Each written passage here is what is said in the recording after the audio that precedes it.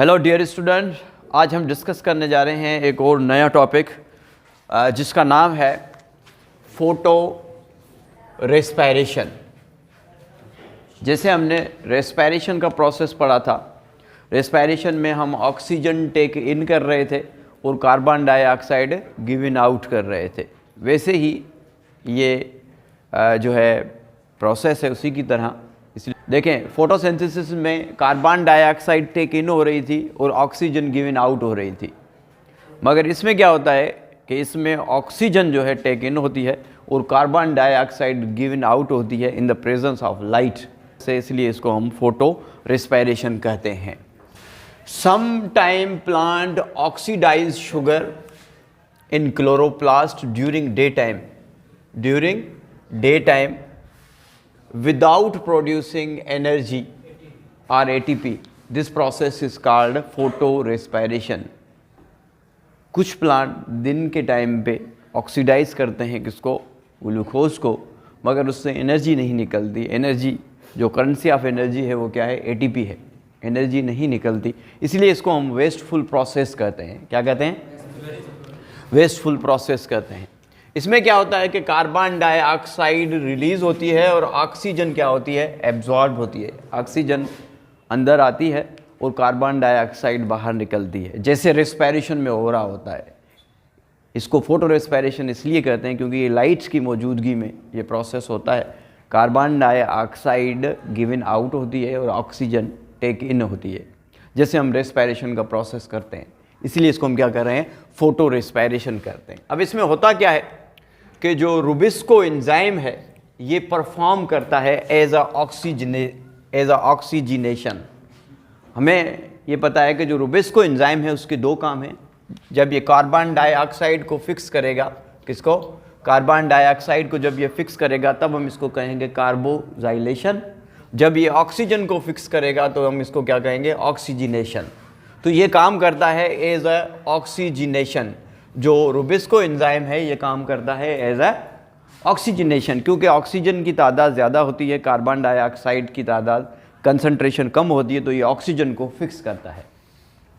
अब देखें इसमें क्या होता है कि जो रुबिस्को है, रुबिस्को जब ऑक्सीजन के साथ कंबाइन होता है, जब ऑक्सीजन को रुबिस्को फिक्स करता है तो इसके नतीजे में 3-फास्फोग्लाइसरेट का एक मालिक्यूल बनता है। वैसे नॉर्मल प्रोसेस में रुबिस्को क्या कर रहा था, कार्बन डाइऑक्साइड के एक मालिक्यूल को फिक्स कर रहा था और उससे बन क्या रहा था, 6 मालिक्यूल बन रहे थे 3-फास्फोग्लाइसरेट के। 3-फास्फोग्लाइसरेट के 6 मालिक्यूल बन रहे थे जब हमने केल्विन साइकिल में पढ़ा था, क्योंकि कार्बन जब ये किसको फिक्स कर रहा था, कार्बन डाइऑक्साइड को फिक्स कर रहा था। अब कार्बन डाइऑक्साइड कम है, ऑक्सीजन ज़्यादा है, तो अब ये क्या कर रहा है कि ऑक्सीजन को फिक्स कर रहा है। और जब ये ऑक्सीजन को फिक्स करता है, ऑक्सीजन के साथ RUBP, रिबुलोस बिसफास्फेट 1,5 बिसफास्फेट जब इसके साथ कंबाइन होता है तो ये एक मालिक्यूल बनाता है 3-फास्फोग्लाइसरेट का, जिसके अंदर 3 कार्बन है, और एक मालिक्यूल इसमें बनता है ग्लाइकोलेट का। किसका?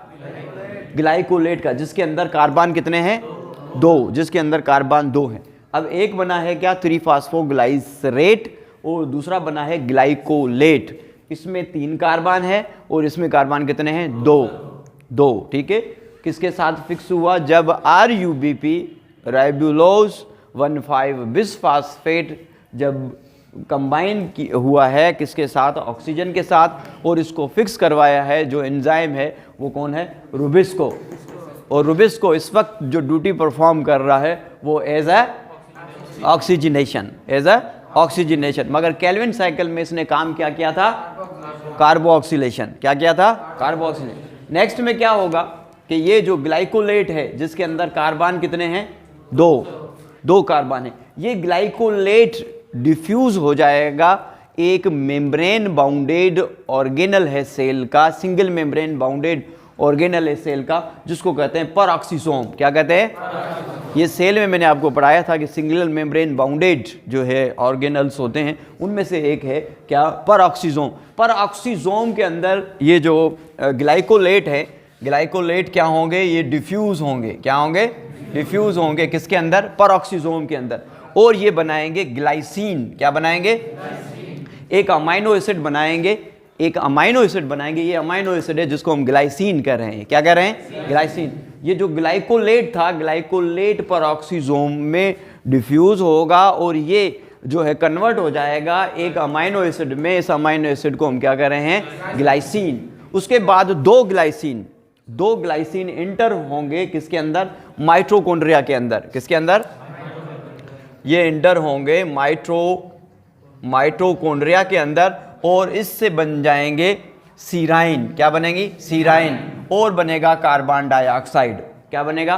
Carbon dioxide. मीन्स इसमें कोई एनर्जी नहीं बन रही, कोई एटीपी नहीं बन रहा, कोई NADPH नहीं बन रहा, इसलिए इसको हम वेस्टफुल प्रोसेस करते हैं क्योंकि ये लाइट की मौजूदगी में हो रहा है और इसके अंदर ऑक्सीजन टेक इन हो रही है, कार्बन डाइऑक्साइड गिवन आउट हो रहा है, इसलिए इसको हम क्या कर रहे हैं? फोटो रेस्पायरेशन कह रहे हैं। क्या कह रहे हैं? फोटो रेस्पायरेशन कह रहे हैं। Next, how disadvantages process of photo respiration evolved. ये फोटो रेस्पायरेशन के ये एवोल्यूशन हुई है तो इसके डिसएडवांटेजेस क्या हैं, इसके नुकसानात क्या हैं? देखें, अगर इसके हम फोटो रेस्पायरेशन की डिसएडवांटेजेस देखेंगे तो ये एक वेस्टफुल प्रोसेस है क्योंकि इसमें एनर्जी प्रोड्यूस नहीं होती, ना इसमें ATP बनता है, ना इसमें NADPH बनता, इसमें कुछ भी नहीं बनता, इसलिए ये नुकसानकार है। अब ये फोटोसिंथेसिस के प्रोसेस को रिड्यूस करता है। क्या करता है? फोटोसिंथेसिस के प्रोसेस को ये रिड्यूस कर देता है और जो प्लांट की ग्रोथ है 25% प्लांट की ग्रोथ को भी ये रिड्यूस करता है। 25% प्लांट की ग्रोथ को भी ये रिड्यूस करता है। ठीक है, ये जो ATP और ये NADPH है, ये बन किस प्रोसेस में रहे थे? ये लाइट रिएक्शन, फोटोसिंथेसिस के लाइट रिएक्शन में बन रहे थे। जब कार्बन डाइऑक्साइड, जब लाइट मौजूद थी और लाइट की मौजूदगी में ATP और NADPH बन रहे थे लाइट रिएक्शन में फोटोसिंथेसिस के। मगर यहाँ पे फोटो रेस्पायरेशन का प्रोसेस हो रहा है, ये ATP और NADPH नहीं बन रहे, तो इसका नुकसान क्या हो रहा है? 25% प्लांट की ग्रोथ रिड्यूस हो रही है, कम हो रही है, कार्बन डाइऑक्साइड इसमें से रिलीज हो रहा है और ऑक्सीजन की कंसंट्रेशन ज़्यादा है क्योंकि कार्बन डाइऑक्साइड की कंसंट्रेशन इसमें कम है। अच्छा, इसमें रिड्यूस होता है क्या? फोटोसिंथेसिस का प्रोसेस। फोटोसिंथेसिस का प्रोसेस भी इसमें रिड्यूस हो रहा है। तो देखें, इतना नुकसान हो रहा है, ये वेस्टफुल प्रोसेस है, इसका कोई फ़ायदा भी नहीं है, तो आखिर ये प्रोसेस क्यों हो रहा है? वाई ये प्रोसेस क्यों हो रहा है? ठीक है, तो ये एक सवाल है, why does photo respiration evolve and exist. ये फोटो रेस्पायरेशन क्यों इवॉल्व हुआ और यहाँ पे एग्जिस्ट क्यों कर रहा है? क्यों कर रहा है? तो इसका अगर हम सवाल का जवाब देंगे तो रुबिस्को एंजाइम की अगर हम नेचर देखेंगे, किसको? रुबिस्को एंजाइम की एक्टिव साइड की दो क्वालिटी हैं। इसकी जो एक्टिव साइड है इसकी दो क्वालिटी हैं, ये ऑक्सीजन को भी फिक्स कर सकता है और ये कार्बन डाइऑक्साइड को भी फिक्स कर सकता है। In the beginning, very beginning बात करेंगे, तब हमारे इन्वायरमेंट में क्या था कि जो कार्बन डाइऑक्साइड है इसकी कंसंट्रेशन ज़्यादा थी और ऑक्सीजन की कंसंट्रेशन कम थी।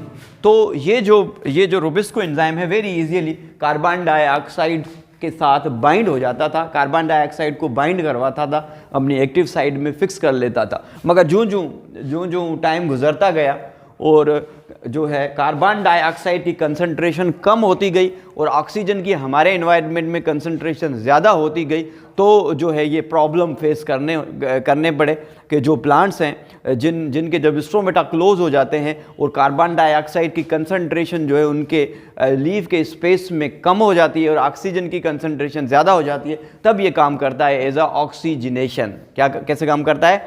ऑक्सीजनेशन मीन्स ऑक्सीजन को ये फिक्स करता है। समझ रहे हैं ना बात को? अभी कार्बन डाइऑक्साइड की कंसंट्रेशन हमारे एनवायरनमेंट में कितनी है? 0.03 से लेके 0.04 और ऑक्सीजन की कंसंट्रेशन कितनी है? 21% ऑक्सीजन की कंसंट्रेशन है। अच्छा जी, नेक्स्ट इसी टॉपिक से जुड़ा हुआ दूसरा टॉपिक है effect of temperature on the photo respiration.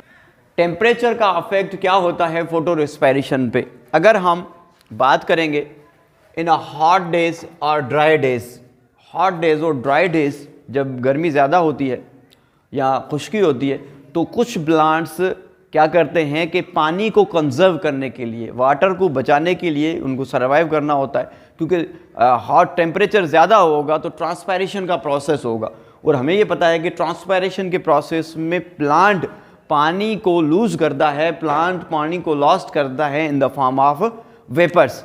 Vapours की फॉर्म में पानी लॉस होता है, और पानी जब ज़्यादा लॉस हो जाएगा तो प्लांट मर सकता है। तो प्लांट पानी को कंजर्व करने के लिए क्या करता है कि ये स्टोमेटा को क्लोज कर देते हैं। लीव्स के अंदर ये पता नजर आ रहा है, कुछ plants they close their stomata. Condition क्या है? Hot condition and dry condition.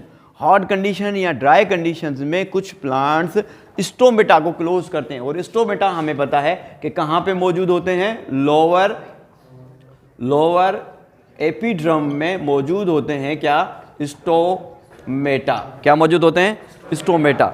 Stomata के अंदर दो यूं किडनी शेप गार्ड सेल होते हैं, और ये पोर्स बनाते हैं, इनको कहते हैं स्टोमेटा। तो स्टोमेट्स यहाँ पे मौजूद होते हैं, लोअर एपिड्रम में स्टोमेटा मौजूद होते हैं, और ये जो स्टोमेटा है ये क्लोज हो जाते हैं। स्टोमेटा क्या हो जाते हैं? क्लोज। ये प्लांट्स पानी को बचाने के लिए स्टोमेटा को बंद करते हैं। पानी को बचाने के लिए हॉट कंडीशन में या ड्राई कंडीशन में स्टोमेटा को क्लोज कर देते हैं। जब स्टोमेटा क्लोज हो जाते हैं तो अब क्या है कि जो कार्बन डाइऑक्साइड है, कार्बन डाइऑक्साइड की एंट्री भी बंद हो जाती है, कार्बन डाइऑक्साइड कम हो जाती है, कार्बन डाइऑक्साइड अंदर नहीं जाती। क्यों? कि फोटोसिंथेसिस का प्रोसेस डे टाइम है। क्या है? डे टाइम है, और इसमें फोटोसिंथेसिस का प्रोसेस हो रहा है, और फोटोसिंथेसिस के प्रोसेस के नतीजे में रिलीज क्या हो रही है? ऑक्सीजन। तो ऑक्सीजन की जो कंसंट्रेशन है वो बढ़ेगी, और कार्बन डाइऑक्साइड की कंसंट्रेशन क्या हो जाएगी? कम हो जाएगी। कार्बन डाइऑक्साइड की कंसंट्रेशन कम होगी। कार्बन डाइऑक्साइड की कंसंट्रेशन कम क्यों होगी? क्योंकि स्टोमेटा क्लोज है। इन्वायरमेंट से कार्बन डाइऑक्साइड अंदर नहीं आ रही, यहाँ तो कम आ रही है। ठीक है, कम आ रही है। और क्योंकि डे टाइम है, डे टाइम में लाइट रिएक्शन तो हो रहा है, और लाइट रिएक्शन में पानी टूट रहा है, और पानी से लिबरेट क्या हो रही है? ऑक्सीजन। अब ऑक्सीजन तो बाहर जा ही नहीं रही, तो यहाँ पे ये जो एयर स्पेस है, इस लीफ के अंदर जो एयर स्पेस है, उस एयर स्पेस में क्या होगा कि ऑक्सीजन की कंसंट्रेशन बढ़ जाएगी, और कार्बन डाइऑक्साइड की कंसंट्रेशन कम हो जाएगी। तो ये एक सिचुएशन है कि इसमें जब ऑक्सीजन की कंसंट्रेशन बढ़ जाएगी तो टेम्परेचर का इफेक्ट फोटो रेस्पिरेशन पे होगा। फोटो रेस्पिरेशन ज़्यादा होगी। क्या होगा? फोटो रेस्पिरेशन ज़्यादा होगी। फोटो रेस्पिरेशन तो वेस्टफुल प्रोडक्ट है। फोटो रेस्पिरेशन में ना एटीपी बन रहा है, ना NADPH बन रहा है। तो ये एक कंडीशन है। इस कंडीशंस को कैसे प्लांट फेस करते हैं कि फोटो रेस्पिरेशन को रिड्यूस किया जाए। अब देखें इसमें क्या होता है कि कार्बन डाइऑक्साइड डिक्रीज हो रही है। कार्बन डाइऑक्साइड क्या हो रही है? डिक्रीज हो रही है, और ऑक्सीजन की कंसंट्रेशन इंक्रीज हो रही है। This conditions favour the oxygenation of Rubisco enzyme and ultimately this process enhance the photo respiration.